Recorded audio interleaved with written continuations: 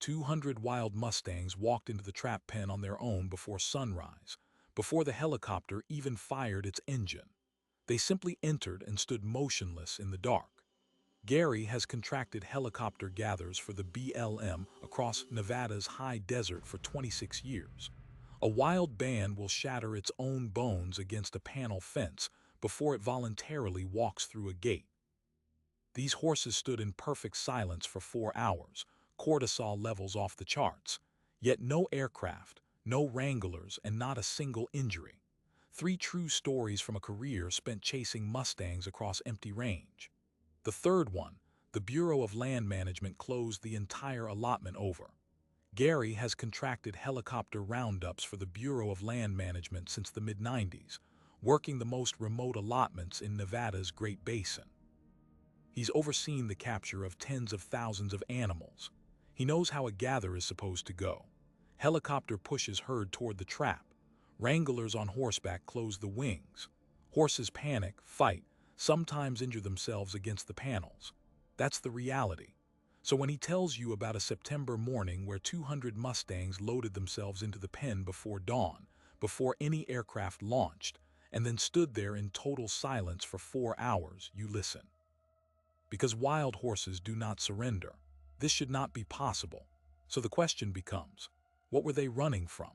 The allotment sat 60 miles from the nearest paved road, a stretch of high desert basin country where the sagebrush thinned to hardpan and the only shade came from the mountains 20 miles east. Gary's crew had trailered in 3 days earlier, hauling portable corral panels, water tanks, and enough hay to hold the captured horses until the stock trailers arrived. A gather like this typically took a week. You find the herd's water source, you set the trap half a mile downwind, you park the helicopter contract pilot out of sight behind a ridge, and you wait for dawn on the first clear morning. Gary had worked this particular allotment once before, about a decade back.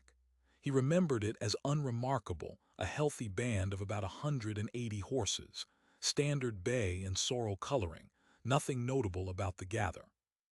The animals fought hard, as they always do.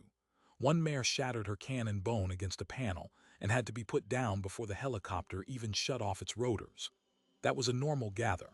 This one, he assumed, would be no different. He was wrong on every count. The morning of September 14th began like dozens of others in Gary's career.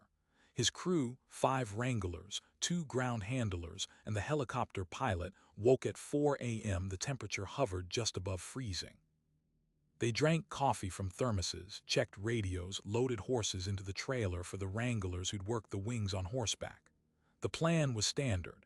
The helicopter would lift off at first light, locate the herd near the water source, and begin a slow, methodical push toward the trap.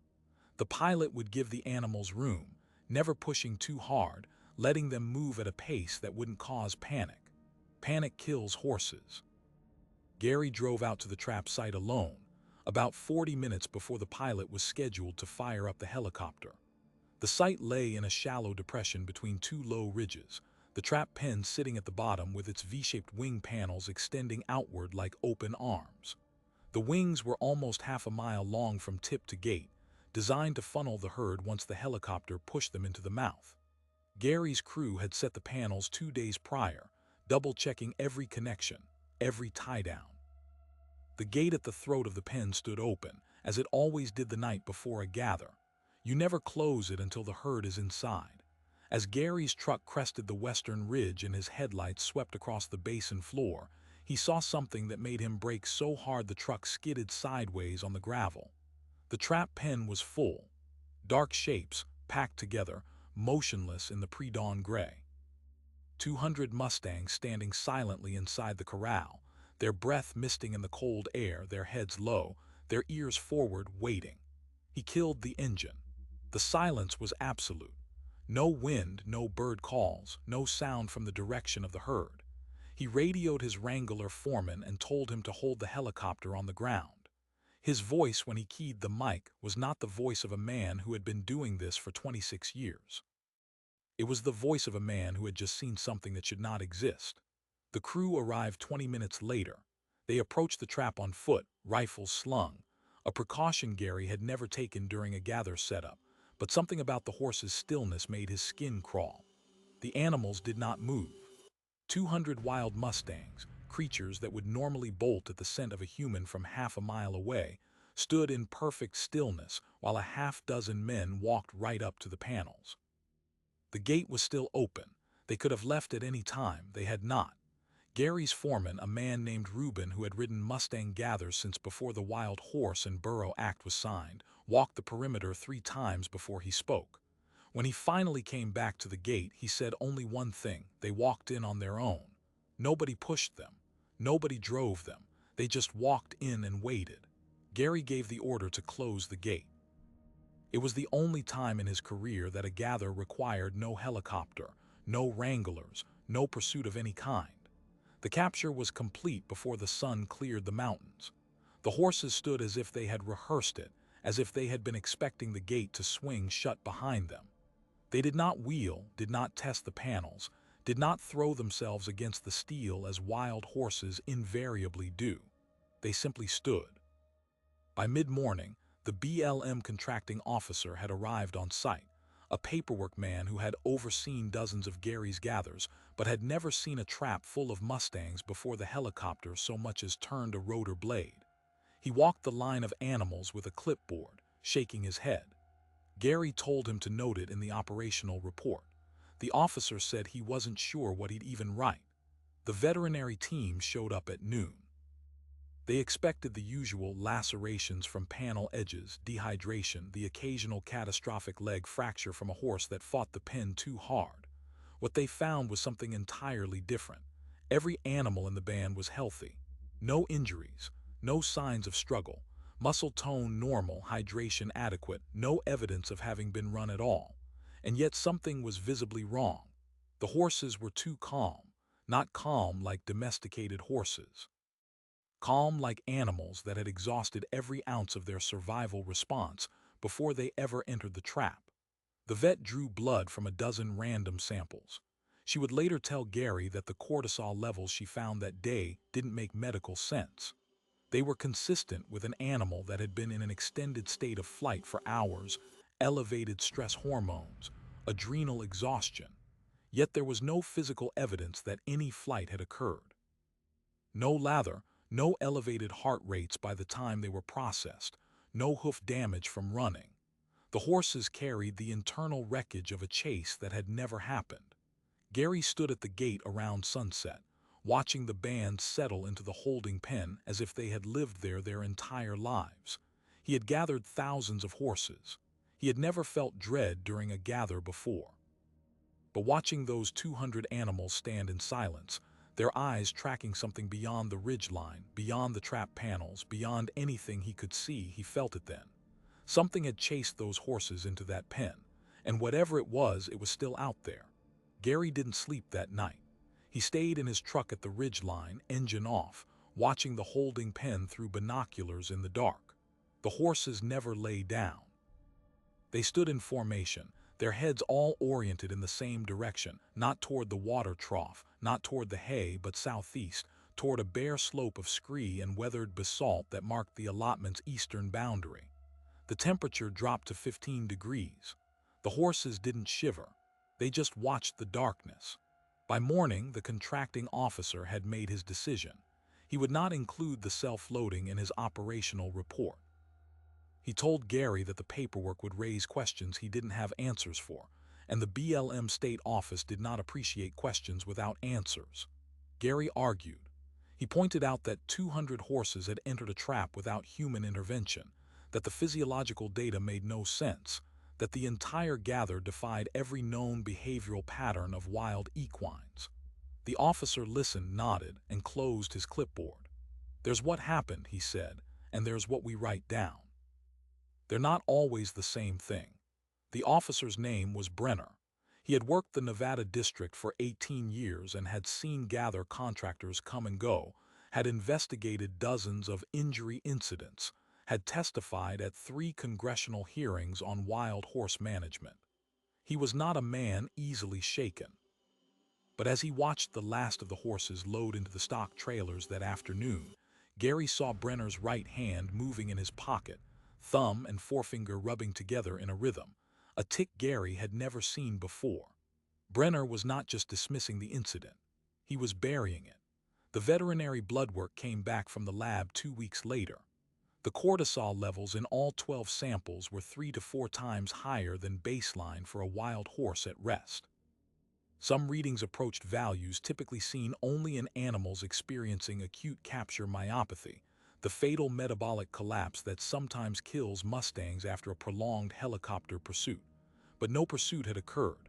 No helicopter. No chase. The horses had walked into the trap under their own power at their own pace, and yet their bodies screamed that they had been running for their lives. The lab flagged the results for reanalysis. The reanalysis confirmed them. The file was stamped with a code that flagged it for supervisory review. Then it was archived. No one called Gary to discuss it. He told his wife about it once over dinner 6 weeks after the gather. She listened without interrupting, which was unusual for her. When he finished, she asked only one question. What did the horses see that you couldn't? He didn't have an answer. That question stayed with him through the winter, through the slow season when gather contracts dried up and the herds moved to lower elevation winter range. He thought about it while repairing panel welds in his shop, while ordering supplies for the spring season, while reviewing BLM bid announcements. And when the spring announcements arrived in February, he saw that the same allotment designated in BLM records as NV0407EA, the East Antelope Basin, was again open for bids.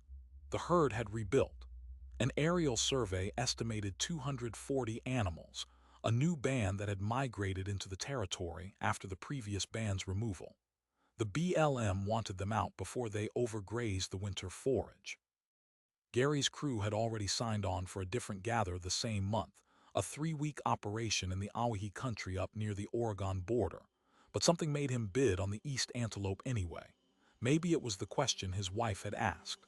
Maybe it was the way Brenner had rubbed his fingers together. Maybe it was the fact that in 26 years, he had never left a job unfinished, and whatever had started in that basin felt very much unfinished. He won the bid. He scheduled the gather for the first week of May, before the summer heat and before the foaling season made helicopter work dangerous.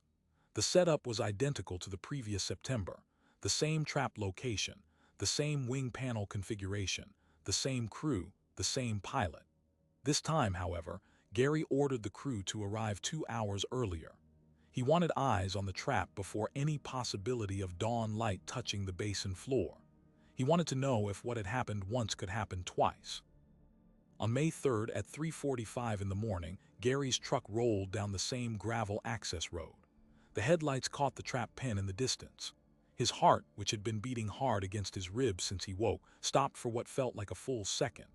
The pen was full again. Not the same horses, these were new animals, a different band, identifiable by the predominance of duns and grullas, coloration that hadn't been present in the September gather, but the behavior was identical. 240 mustangs standing in perfect stillness, heads oriented southeast toward the bare slope, ears forward, breath misting in the cold spring air. The gate was open. They could have left. They had not. Gary radioed his foreman. His voice was calm this time. He told Reuben to bring the crew down slow, no sudden movement, no loud engine noise. He told the pilot to stay on the ground. And then he added something he had never said before any gather in his career. If anything feels wrong, he said, we abort. We leave the panels and we drive out. Everyone clear on that. The crew was quiet on the radio. Nobody asked why. They had all been there in September. Reuben was the first to walk the perimeter when the crew arrived. He moved with the same deliberate caution he had used on combat patrols in Iraq, the same economy of motion that had become second nature to him. When he got back to the gate, he looked at Gary and said exactly what Gary already knew. They walked in on their own. Again. The gate was closed. The helicopter never launched. For the second time in 8 months, a gather on the East Antelope allotment was completed with 0 pursuit, 0 injuries, and 200+ wild horses standing as if they had been waiting for the gate to swing shut. Brenner arrived at 10 a.m. He did not bring a clipboard. He stood at the edge of the trap and looked at the horses for a long time without speaking. Gary asked him if he was going to note it in the report this time. Brenner didn't answer. He just kept looking at the horses, at their ears, at the direction they were all facing southeast, and at the empty slope beyond. The veterinary team processed the animals by late afternoon. The findings were nearly identical to September. Healthy animals with no physical injuries, no evidence of flight, and cortisol levels that suggested extreme physiological stress. The vet told Gary she had run the September samples against the new ones. The stress markers were almost a perfect match, right down to the specific ratio of cortisol to cortisone. It was as if the same impossible event had happened twice, and the horses' bodies had recorded it the same way both times. Gary asked the vet what would cause that kind of stress without a visible stressor. She hesitated. Then she said there were a few documented cases in other species. Antelope in the Kalahari demonstrating panic flight responses hours before a seismic event. Elephants in Sri Lanka moving to high ground days before the 2004 tsunami. Dogs refusing to enter certain buildings days before they collapsed. Animals, she said, sometimes sense things we don't. Things that haven't happened yet, or things that have been happening for a very long time that we simply cannot perceive. Gary thought about that as he watched the last of the trailers pull out. He thought about the slope the horses kept watching. He thought about the silence in the basin, the way the wind seemed to die every time the trap filled with mustangs. And he thought about what his wife had asked. He decided he needed to know the name of that place, not the BLM designation, the real name. It took him 3 months to find someone who could tell him. A range conservationist with the Bureau of Indian Affairs, a woman who had worked tribal consultation on land transfers across the Great Basin for 30 years, finally gave him the answer.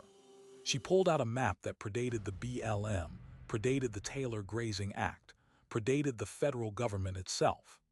The map showed the northern Paiute place names for every basin, every spring, every ridge line in the region. She pointed to the East Antelope allotment. That basin, she said, doesn't have a Paiute name for antelope. It never did. The word for it translates roughly to the place that pushes. Gary felt the hair on his arms rise. He asked her what it meant. She said the elders described it as a place where the land itself would urge things out, drive things away, refuse to hold anything that didn't belong. The horses, she said, probably understood that long before the BLM ever put a panel fence in that basin. He never told Brenner what he'd learned. He didn't have to. 9 months later, the allotment produced a third self-loaded band. This time, the BLM didn't send Brenner at all. They sent a team from the state office instead.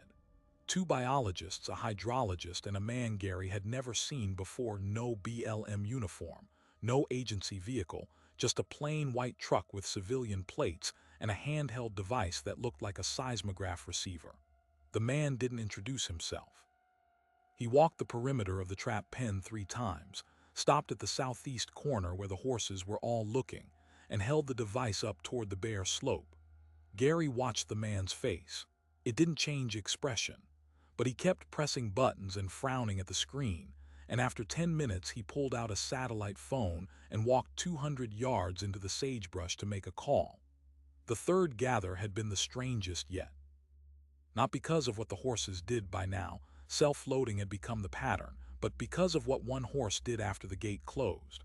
A young stallion, maybe 4 years old, dun-colored with a white blaze, suddenly broke from the motionless herd and walked directly to the gate that had just been shut. He didn't test it. He didn't charge it. He stood with his muzzle nearly touching the steel latch and let out a sound that Gary had never heard a Mustang make in 26 years. It was not a whinny. It was not a distress call. It was a low, guttural exhale, repeated 3 times like a signal. The other horses did not react. They kept facing southeast.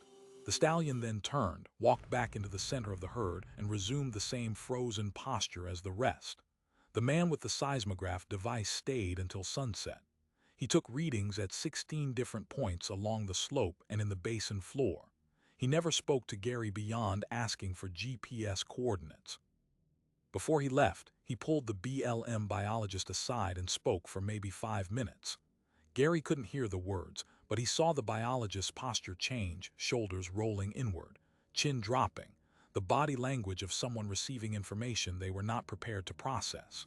By the end of that week, the allotment had been pulled from the bid list.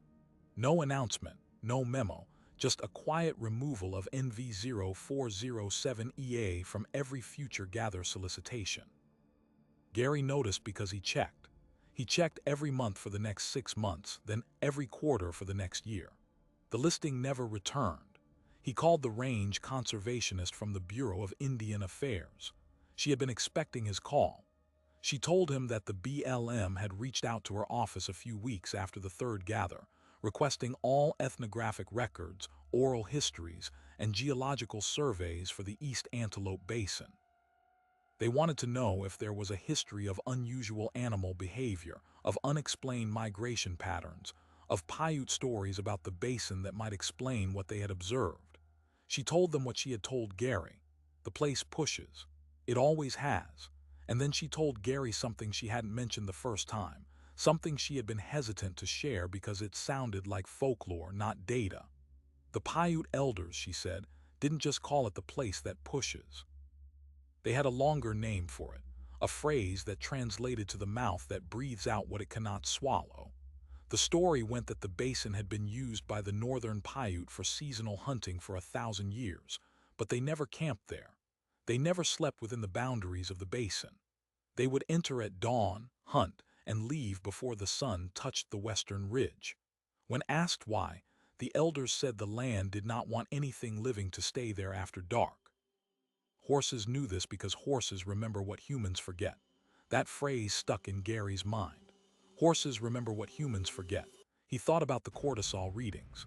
He thought about the way the horses had faced southeast all 3 times. He thought about the slope, which he had never walked himself, because there had never been a reason to. He decided to change that. In late October, after gather season had ended and the high desert had gone quiet, he drove out to the East Antelope Basin alone. No crew, no BLM, no helicopter pilot. He parked at the ridge line where he had sat through that first long night in September. The trap panels were long gone, hauled out after the third gather.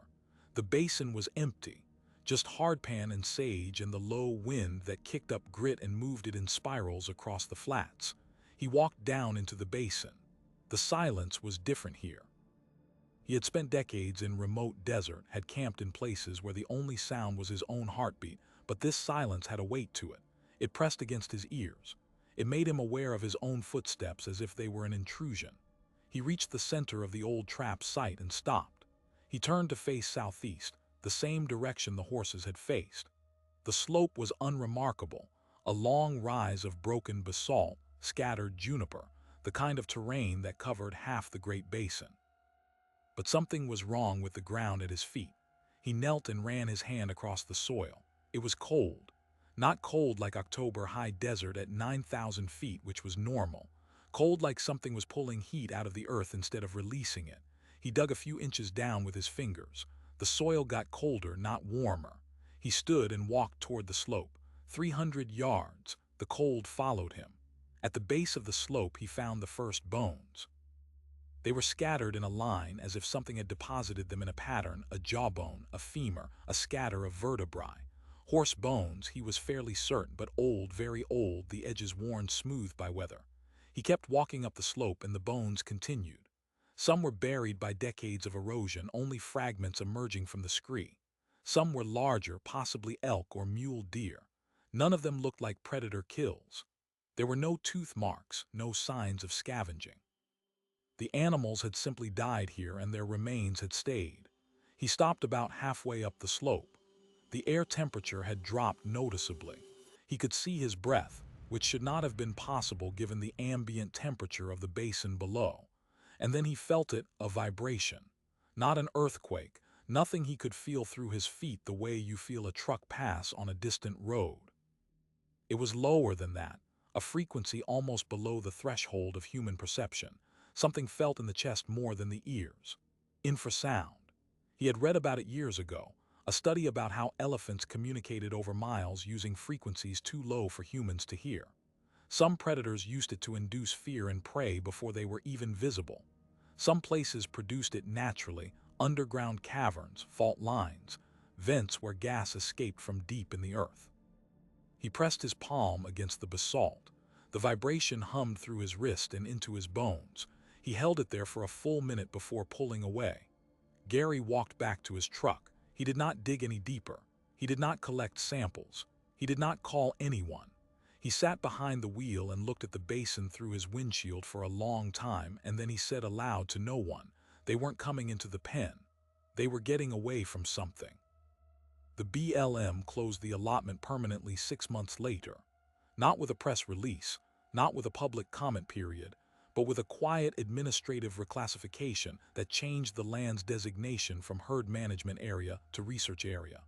No more gathers, no more helicopter contracts, no more trap panels. The official rationale was ecological study, baseline data collection on rangeland recovery in the absence of equine grazing pressure. But Gary noticed something in the reclassification notice. The research area boundaries did not match the original allotment lines. They were drawn in a perfect circle, exactly 2 miles in diameter with the bare slope at its center. That was not rangeland research. That was exclusion zone geometry. Gary never bid on that allotment again. He never spoke publicly about what he saw. He told only 3 people: his wife, his foreman Reuben, and one other contractor who had asked why East Antelope had gone off the bid list. That contractor listened, nodded, and said he had seen something similar once, on a gather in the Calico Mountains 20 years earlier. A band of 40 horses that stopped running mid-pursuit, turned around, and walked directly toward the helicopter as if it wasn't there, as if something behind them was worse. That contractor never reported it either. The story should have ended there. A man sees something he cannot explain, keeps his mouth shut, and the world moves on. But the East Antelope Basin had one more thing to teach Gary, and it came years after the reclassification, long after the trap panels had rusted in his equipment yard, and the BLM had stopped issuing contracts for anything within 50 miles of that perimeter. The range conservationist called him in late November, 3 years after the closure. She said a geological survey team had finally been granted access to the research area. Not publicly, there was no press release, no environmental impact statement, but through a quiet interagency agreement between the BLM and the United States Geological Survey. Their findings had been classified as internal only, but a draft of the report had leaked through a colleague. She asked if he wanted to see it. He told her to send it. The survey had used ground-penetrating radar and seismic tomography to map the subsurface structure of the entire 2-mile circle. What they found was a fracture zone, a network of faults and voids running from the bare slope down into a massive subterranean cavern system, extending more than 3,000 feet below the basin floor. The caverns were not stable. They were actively collapsing, incrementally, producing a continuous low-frequency vibration that propagated upward through the basalt and into the air column above the basin. The frequency measured between 7 and 12 hertz. Infrasound. Gary read that word and remembered the hum in his wrist, the cold soil, the way his chest had tightened halfway up the slope. He kept reading. The report noted that infrasound in the 7 to 12 hertz range is known to produce physiological effects in mammals. At low exposure, it causes unease, anxiety, a sense of being watched. At sustained exposure, hours, days, it triggers a flight response that bypasses cognition entirely. The body runs before the mind knows why. The survey team had correlated their findings with the veterinary bloodwork from all 3 gathers, the data Gary had watched Brenner bury years earlier. The cortisol levels were not anomalous. They were predictable. The horses had been standing in a basin that was broadcasting a frequency their bodies read as imminent mortal danger.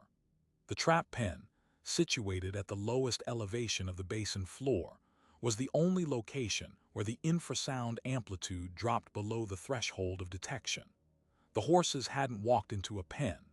They had found the one patch of ground in 30,000 acres where their nervous systems told them they were safe.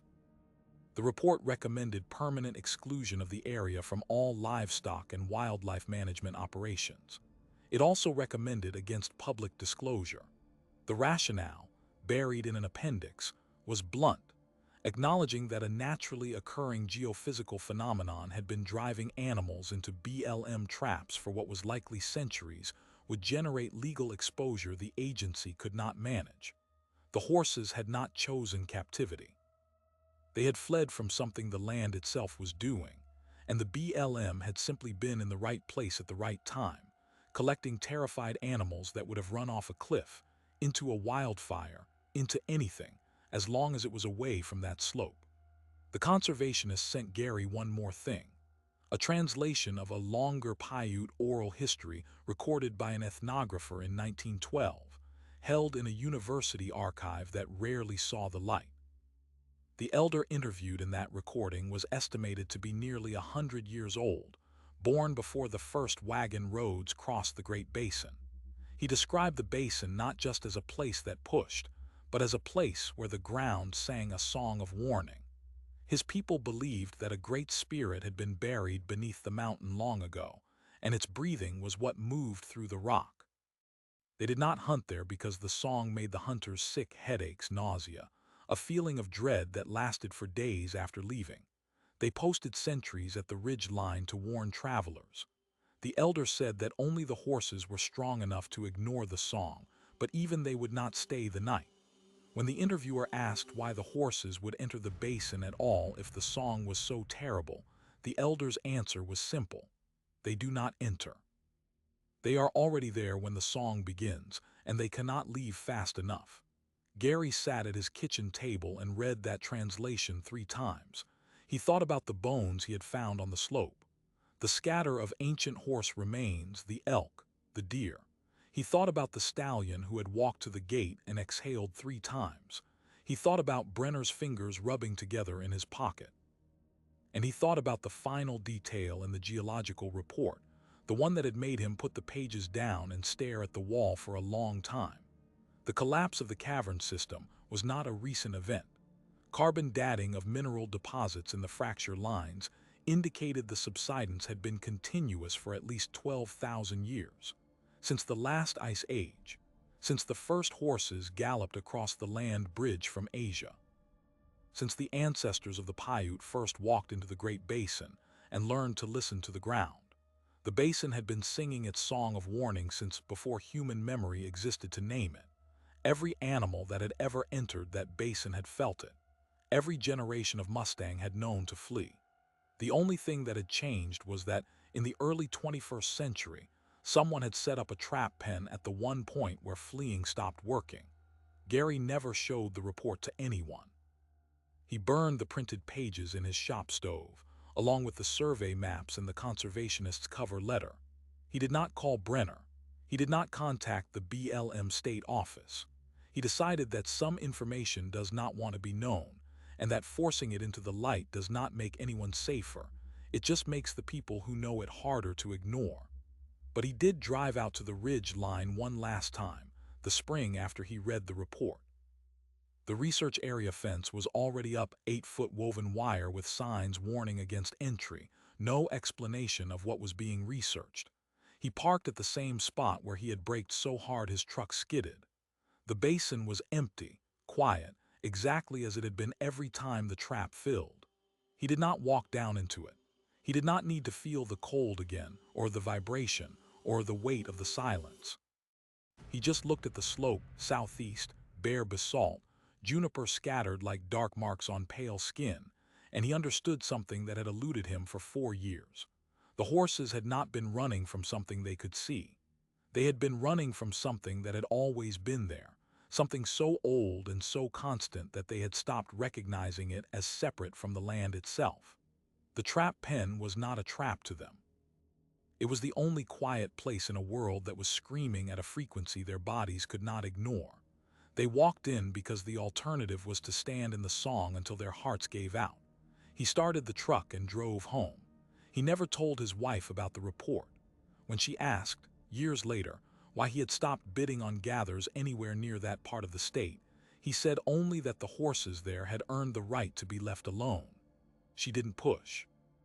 She knew her husband well enough to recognize the difference between a secret and a scar.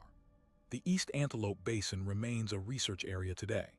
The BLM has never published the geological survey.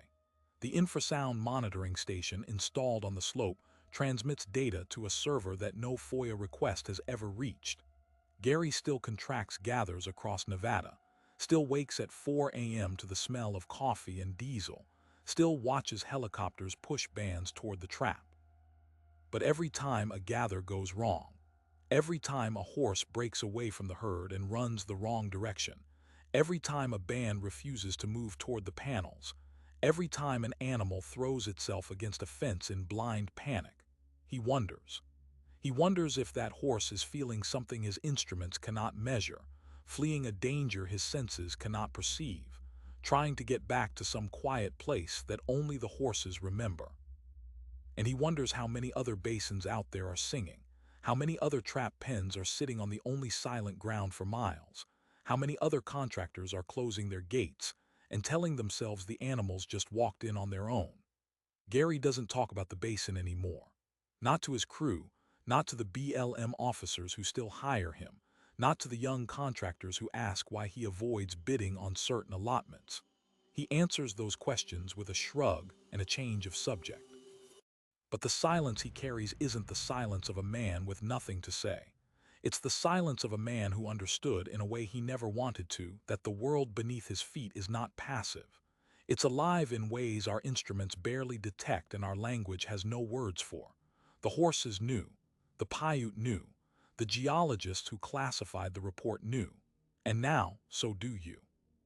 The Bureau of Land Management manages nearly 250 million acres of public land, much of it in the American West. Across that vast territory, wild horses run in herds that have survived since the Spanish first brought them to this continent 5 centuries ago. Every year, thousands are gathered, processed, and removed from the range. Every year, the official numbers report injuries, deaths, and cortisol levels that sometimes don't add up. The explanations are always procedural, pilot error, weather conditions, herd stress. But Gary's story suggests another possibility. Some of those numbers might not be errors at all. They might be evidence of something larger, something the land is doing that we are only beginning to understand. Infrasound research is still a young science. Most studies focus on its effects on humans, the way certain frequencies cause anxiety in haunted houses, the way wind turbines produce vibrations that disturb sleep patterns for miles. Animal research is rarer, but the findings are consistent. Elephants detect infrasound across dozens of miles. Whales use it to communicate across ocean basins. Birds abandon nesting sites near fault lines days before earthquakes. The natural world is saturated with frequencies we cannot hear, and most of the time, we are deaf to the conversations happening all around us. Gary's horses were not anomalies. They were witnesses. They felt something so old and so constant that it had shaped their migration patterns for millennia. And when the BLM set a trap pen on the only quiet ground in that basin, the horses didn't surrender. They took the only escape route that their bodies told them existed. The tragedy was not that they walked into captivity. The tragedy was that they had no other choice. There are places like East Antelope all over the West, basins with Paiute names that translate to warnings, fault zones that hum at frequencies just below human hearing, quiet patches of ground where animals gather for reasons no biologist has ever explained. They are not marked on any public map. Their research is not funded. Their existence, when acknowledged at all, is buried in appendices and interagency memos, and the memories of men like Gary, who learned the hard way that some knowledge does not want to be held. If you ever find yourself driving the empty 2-lane highways of Nevada's high desert, past the sagebrush and the abandoned mines and the trap pens rusting in the sun, pay attention to where the horses are standing, especially at dawn. Especially when the wind dies and the temperature drops and you feel, just for a moment, a pressure in your chest that you cannot explain. It might be nothing. It might be the land breathing. It might be a song that has been playing for 12,000 years, waiting for someone to finally listen. Thanks for watching. If this story stayed with you, leave a like and subscribe for more documentary deep dives. We tell the stories that don't make the official reports. We'll see you in the next one.